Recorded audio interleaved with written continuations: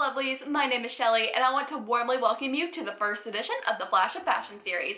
Here at Flash of Fashion, we look back on a selected decade and analyze some pop culture. You know, the films, television, music, and celebrities that influenced an era. More specifically, we're breaking down a couple of major pop culture highlights to examine how they shaped the particular fashion trends that were unique to that time period. Please note that this series isn't to judge or to make fun of the fashion trends of the past. I'm not here to be Miss Fashion Police. Fashion is subjective and style is in the eyes of the beholder. I get that. Think of this series as more aimed towards putting dated fashion trends into a context. And just a disclaimer, this episode will primarily focus more on women's fashion. So with that being said, let's get this party started. Fashion-wise, the 2000s were an overwhelming whirlwind of bedazzled brand consciousness, micro proportions, gel pen bright hues, and bolder than bold accessories, patterns, and layering choices. Hey Ashley Tisdale, we remember. We all remember. For better or for worse, juicy tracksuits, Ugg boots, low-rise pants, and kitten heels were all the rage. Oh right, no judgment. There was a rebuttal for the 2000s typical girly trend. It was more of an Avril Lavigne skater boy .mp3 kind of look, but... Yeah, maybe I have some punk characteristics about me, but I don't walk around calling myself punk. More on her later. A quick Google image search on 2000s fashion is a perfect visual for everything you need to know. Heck, our Nostalgia for Nostalgia brings us a new decade trend list via BuzzFeed or a similar source like every other week. And while doing an extensive amount of research for this topic, flashback.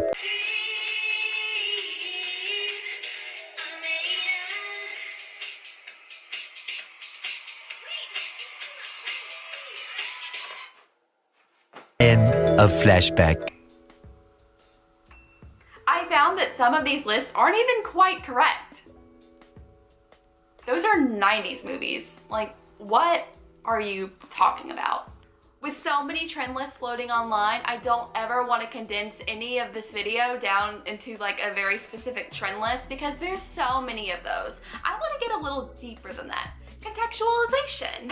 Let's be real, it's definitely not my favorite era of fashion. But truth be told, I wouldn't be doing it first if I didn't kind of love it in an ironic sort of way. Maybe that's the rose-colored glasses talking, but as a wise Britney Spears once said, At the time though, I thought it was like the coolest outfit in the world. I think I can speak for all of us when I say, we have all been there, Britney. We've all been there. Oh, what was I thinking when I wore that? That's really dreadful. At the time though, I thought it was like the coolest outfit in the world. Give me a beat.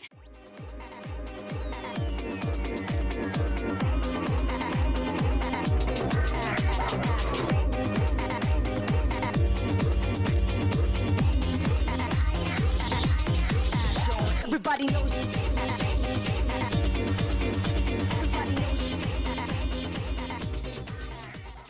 Let's set the scene at the tail end of the decade.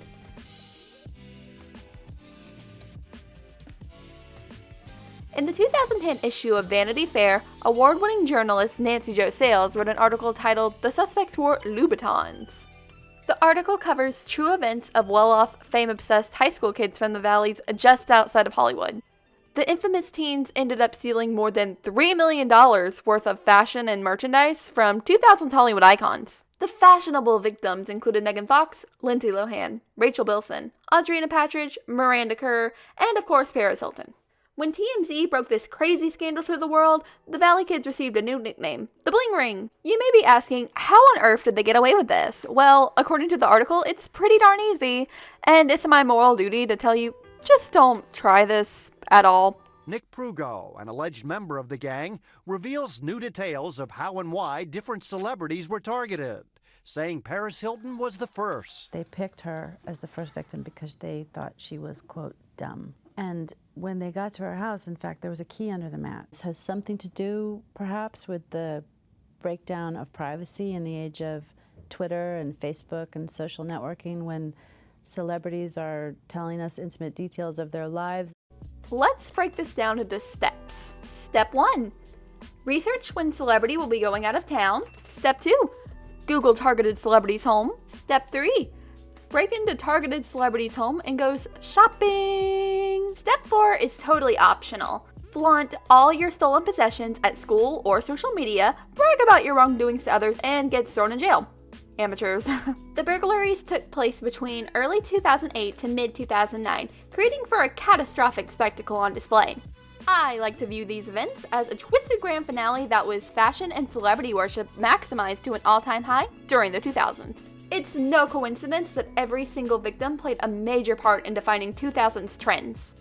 The bling ring had a unique way in summing up the entire pop culture landscape of the 2000s. Celebrity culture reached its peak in the 2000s, ending with these disastrous effects. Celebrity culture, brand names, designer goods, the obsession with fame, all wrapped up in one, made-for-TV movie about teenagers. Leading up to the celebrity culture peak, our relationship with mass media was changing. According to a Statista study, in 2002, the average American household had 3 TVs, and with digital cable growing in popularity, there was an average of 500 television channels. Americans were familiarizing themselves with the new phenomenon of the World Wide Web and the beginning stages of gossip blogs and later social media. With the traditional avenues of radio and print, there were more outlets than ever to market, produce, and promote. To quote Oliver Dreesens from the study The Celebritization of Society and Culture, Understanding the Structural Dynamics of Celebrity Culture, he states, "Celebrity social and cultural prominence traces back to the success of mass media.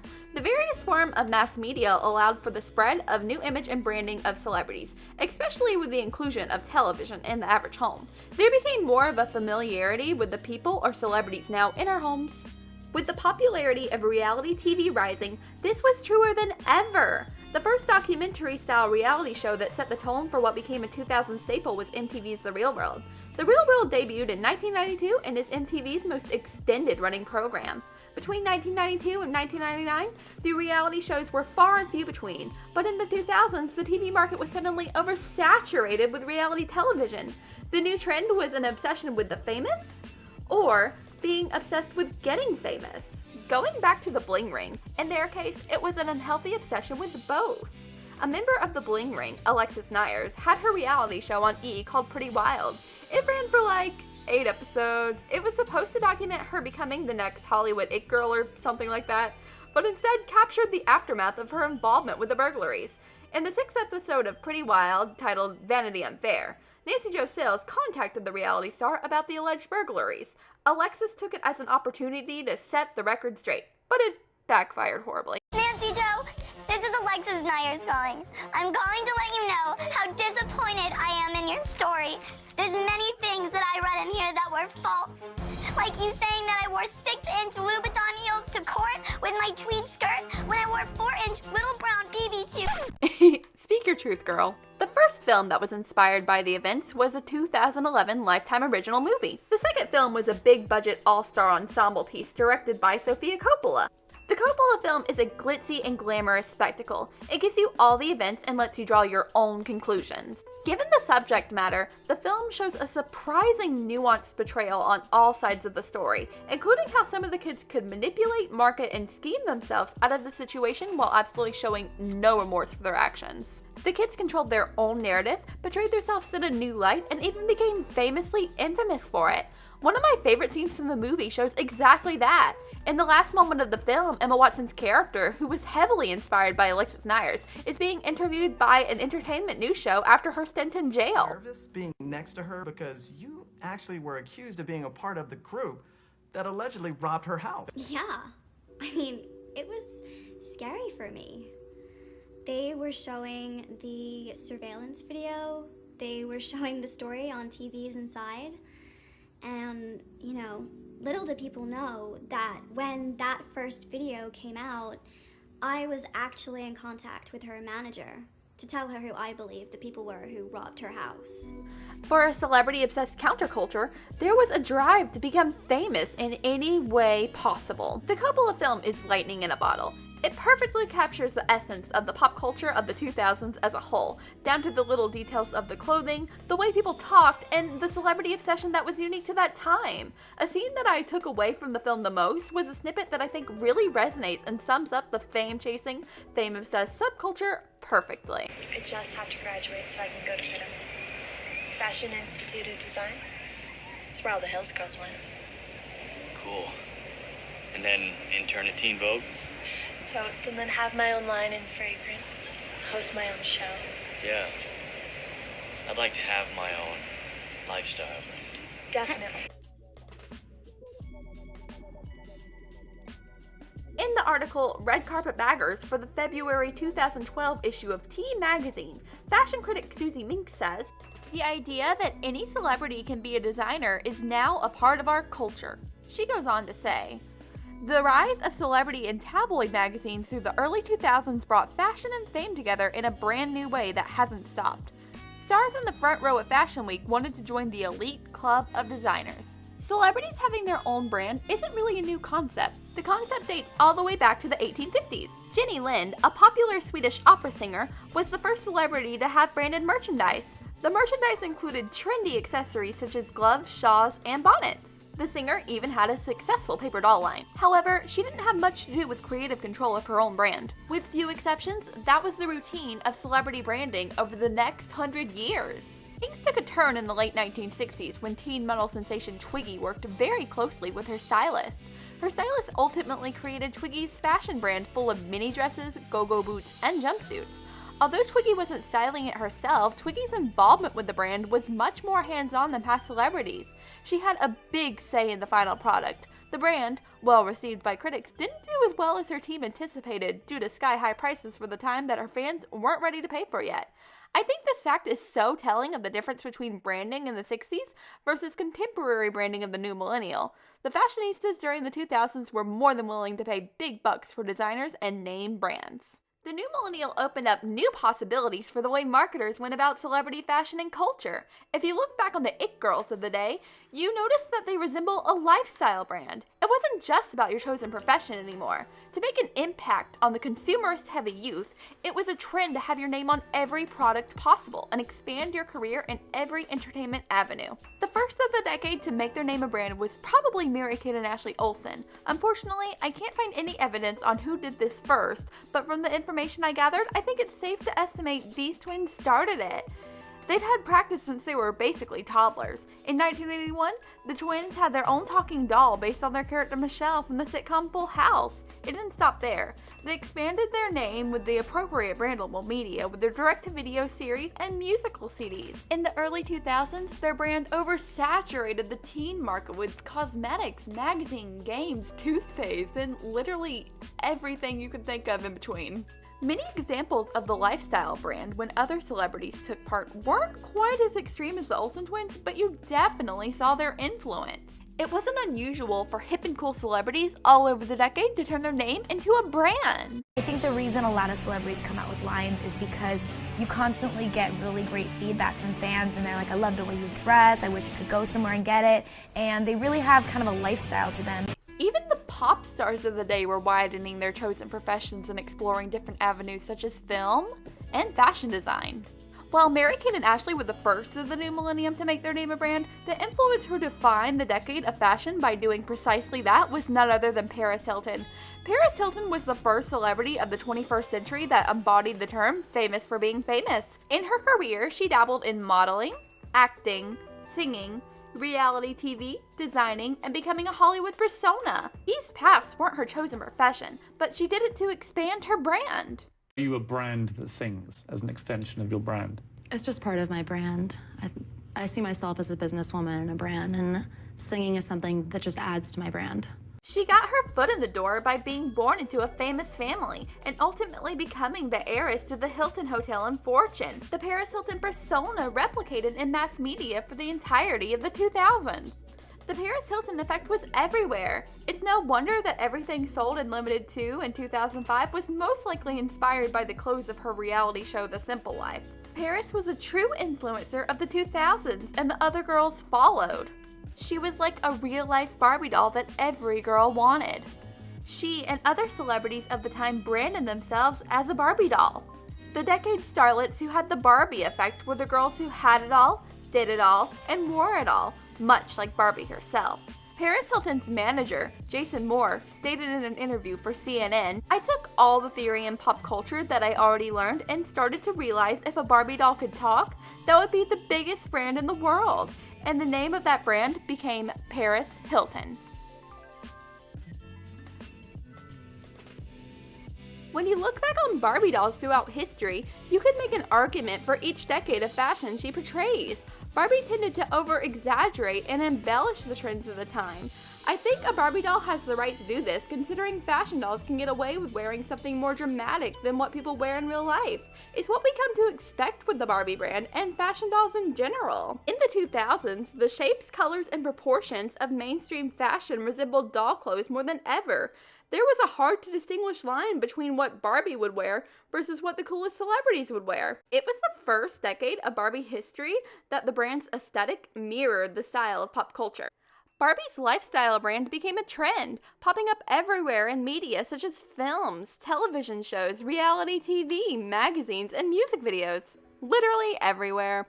Barbie was the reigning queen of the fashion doll market. For almost half a century, Barbie became the quintessential blonde-haired, blue-eyed icon for the ideal American epitome of beauty and gender roles, and eventually defying gender roles. The first real threat to the doll came when Barbie was at the fresh age of 42. Enter Bratz. In 2002, the Bratz dolls arrived to the toy market in style. In 2006, CNBC News report says Barbie's US sales plunged 40% since Bratz debuted in 2002.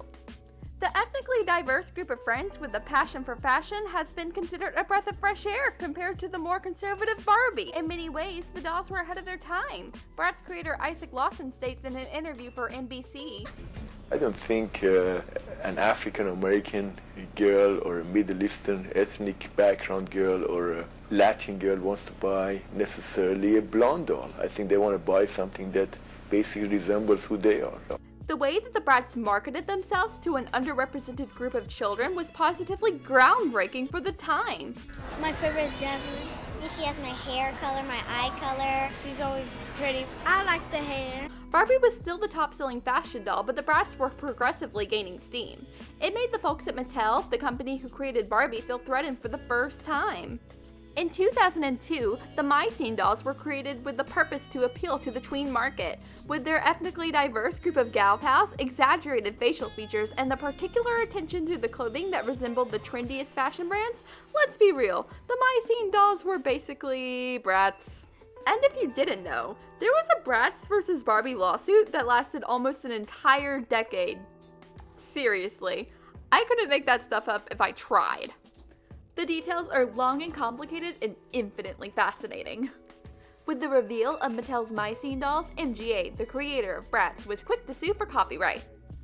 Mattel ended up countersuing. The company claims that a formal designer for Barbie pitched a doll idea similar to Bratz to Mattel a few years before. Mattel won the lawsuit, proving that a designer for the Bratz, Carter Bryan, had violated his exclusive contract with Mattel and had designed and pitched the dolls to MGA while he was still working for Mattel. So if you remember all of those articles from 2009 demanding Bratz being pulled from toy shelves, that's why. I'll go ahead and link some articles and videos about the lawsuit below if you want to find out more about it, because I find the subject incredibly fascinating. Plus, I find it hilarious to see the creator of Bratz, a grown man might I add, trash-talking Barbie. What's wrong with Barbie? It's time for her to retire. She's been around for too long. And you want to help Barbie retire? Yes, I will help her retire. I will throw a party for her. Why not Bratz and Barbie? In this house, we don't like putting two successful women against each other. Moving on from the Barbie versus Bratz war, the Bratz are kind of the perfect time capsule for the fashion of the era. The young company of MGA, known for hiring young and trendy aspiring designers, defined the Bratz look. These designers treated doll clothes as severely as New York Fashion Week. They looked at big brand names and designers of the day for inspiration. The designers for Bratz looked beyond American pop culture and expanded their horizons with inspiration from across the globe. They must have set a trend or two in real life thanks to how creative the designers were. As influential as the Bratz were to fashion in the toy market and in real life, and now. Does anyone ever tell you you look like a Bratz doll? They weren't without their criticisms. There were a lot of angry parents that were upset at how Bratz dressed. That flashy Bratz look might be thrilling for kids, but it strikes fear in the hearts of parents who see it as alarmingly sexy. Even the name has a defiant ring that taunts adults.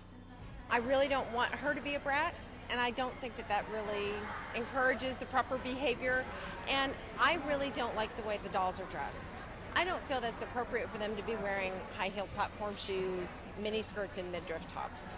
Some parents took it as far as comparing the toys to streetwalkers. I think the critics are a little extreme though. In my opinion, the Bratz dolls were about as scandalous as a Cheetah Girls movie, and my mom let me watch and listen to those without any problems. And yes, my mom was one of those moms who didn't allow me to play with Bratz dolls because they were too provocative, or something like that, and now I'm portraying them in a positive light for this video. Take that, Mom!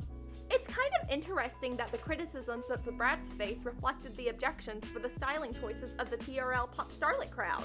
It was a common occurrence for critics of pop music acts to scrutinize their outfits worn on stage in music videos. In some cases, the critiques even got to the point of violence. I'm not joking. Really, if I had an opportunity to shoot Britney Spears, I think I would. Oh, that's horrible. Well, That's really bad. because of the example for kids and how hard it is to be a parent and keep all of this away from your kids. Well, that's really sad that she said that. Ew. Did this interviewer seriously just defend shooting Britney Spears? Oh, she's over. That's totally canceled. But the girls always shot back with respectful and fair counterpoints about double standards and called it a day. I just think it's really funny though that, just by me doing the baby video with my belly showing or whatever. I mean, I love Backstreet Boys and NSYNC, but when they're doing all those thrusts on the stage and when they're making out with the microphone thing, no one says anything about that. But in the 2000s, the starlets' edgier counterparts who faced similar critiques weren't always as respectful.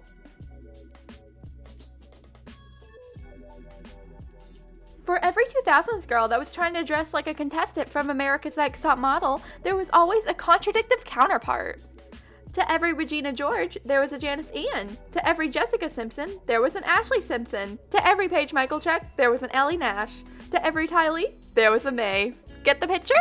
Maybe this trend started in the late 1980s with the fact that every Heather had a Veronica. I know one thing's for sure, this mass media trend became a 2000s essential. In 2002, heavy eyeliner wearing Canadian singer Avril Lavigne arrived at the music scene. She released her first album, Let Go, the same year. With her pop punk sound, Avril Lavigne gave the R&B and pop girls a run for their money.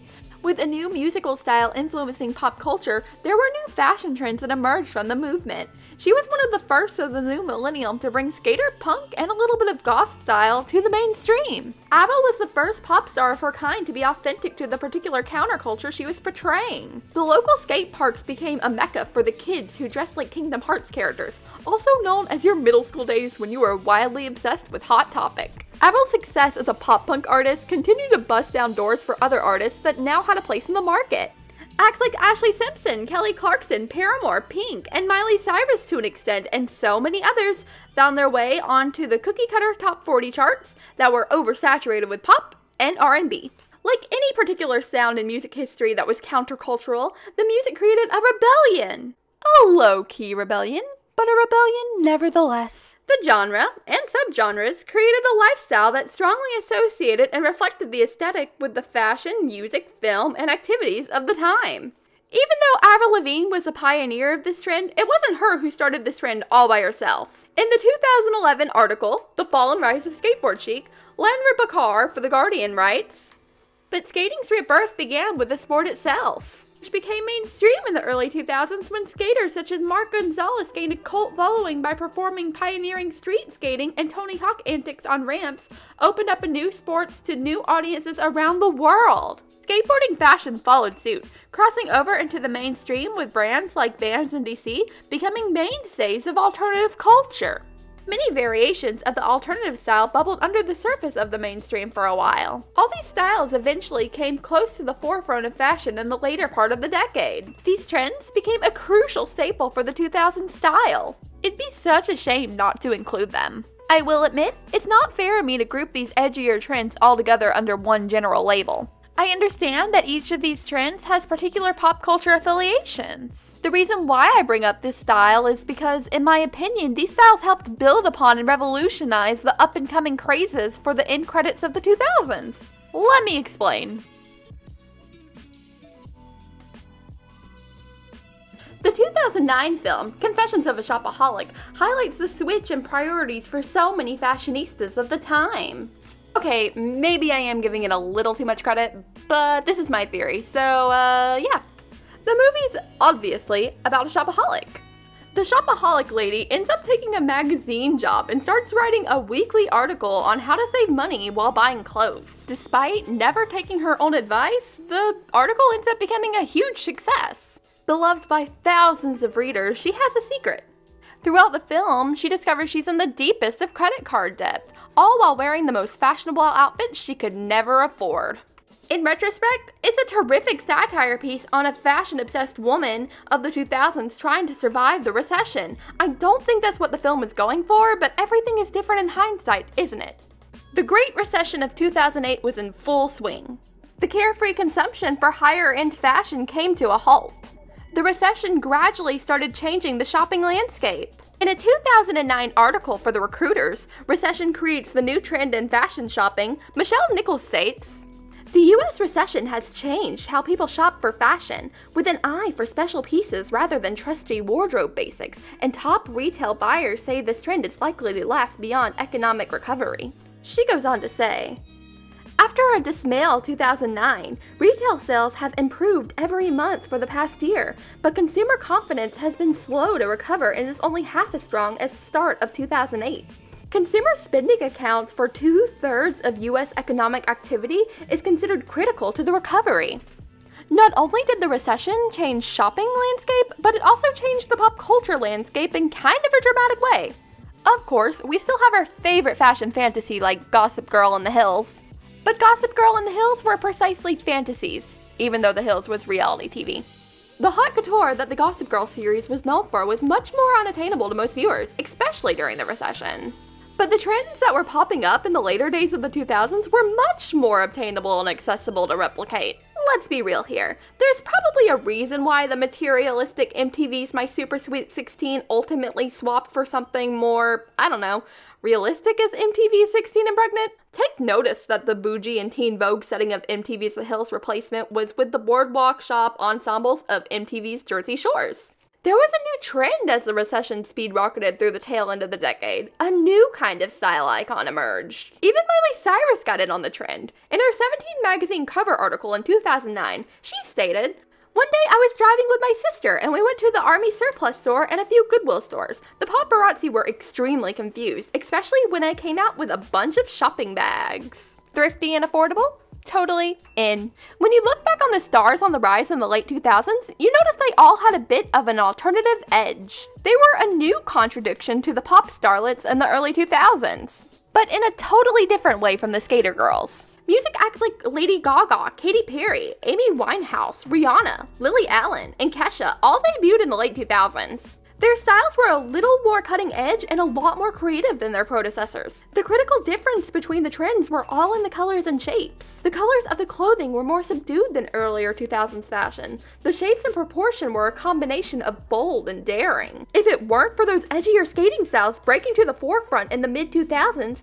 perhaps these styles wouldn't have influenced us. But they did! And that, my friends, is how fashion evolves. These music stars transformed what could have been typical fashion into something more. For instance, Rihanna came from schools with uniforms. That's why breaking out of the standard fashion trends is so important to her. Katy Perry went from a lower class upbringing, which forced her to be more creative with her fashion style. Amy Winehouse's signature style was heavily inspired by the 1950s and 1960s, and eventually made it her own. Fashion influencers were looking towards something different, unique, and fresh. These women inspired a new era that wasn't about the label, it was about the look. Aspiring fashionistas were looking up to them during tough financial times. It challenged them to be more creative with fashion. This inspired thrifting, crafting, and maybe splurging on a designer and name brand piece every now and then. This ideology is very reminiscent of the trends today. The movement is very Little J from Gossip Girl chic. It's very pre-hipster chic. My little 2-cent theory is that if it wasn't for the recession, I think the fashion and pop culture landscape would be so different than it is now. One of my favorite articles I found while researching is called Recession Fashion. It was published in Forbes magazine in 2014 and written by Lee Shepherds. She says, "In the 1930s, as the world was sinking into war, Chanel showed cocktail dresses with ragged hems. Italian designer Was A Sk8er Boi, whose house has been revived just in time for the next collapse, made dresses with rips and tears. Bertolt Brecht wore baggy overcoats made by the finest tailors and wire-rimmed glasses made of platinum. The economic recessions and the Great Depression of the past took a toll on high fashion. So many designers followed a trend of creating shabby couture when the economy fell through. In the same article, Shepard analyzes the hipster trends piece by piece. Every single trend she lists is a staple of 2010s fashion. It's so fascinating to me that all these trends stem from late 2000s pop stars. In conclusion, I think of the 2000s as a very temporary and experimental time for fashion. The sartorial choices of the earlier 2000s were shaped by the hand of designer and brand worship. In the later part of the 2000s, the economy changed and we just couldn't relate to that anymore. There's still so much to unpack here, but I think I'll call it a day on this one. So that's pretty much my takeaway of the entire 2000s pop culture and fashion landscape. I know I didn't get to go over everything, but I think that's more than enough to understand the entire pop culture and fashion landscape of the 2000s. And since we didn't get to go over everything, I want to know from you what your favorite fashion moment from the 2000s was. My rose-colored honorable mentions always have to go to, you know, the queens, Misha Barton and Rachel Bilson from the OC. They served looks. And like literally every single Disney Channel original movie from 2000 to 2007, they were serving. I mean, it may be tacky and dated, but you know what? It's my tacky and dated. All in all, thank you so much for watching my Flash of Fashion series. So keep an eye out for the next Flash of Fashion episode I'm gonna do. I don't even really know what I'm gonna do yet, so that's why I wanna keep it fresh. I wanna keep y'all on your toes. So that's why I got my bucket of fun here with all the cute Disney princesses. In the bucket of fun, I have all the decades on a little tiny piece of paper, and I'm gonna pull one out randomly, and that is the next decade of fashion video I am going to do. So, let's see. I'll even close my eyes. Okay, I got one. Okay, what is it gonna be? What's it gonna be? Oh, gotta turn it. Ooh, the 1960s! Yay! I'm so excited! That's like my favorite era of fashion. In the meantime, I do have other YouTube ideas, so subscribe? Yeah, subscribe if you want to. If you don't, that's totally cool. See you then! Toodles!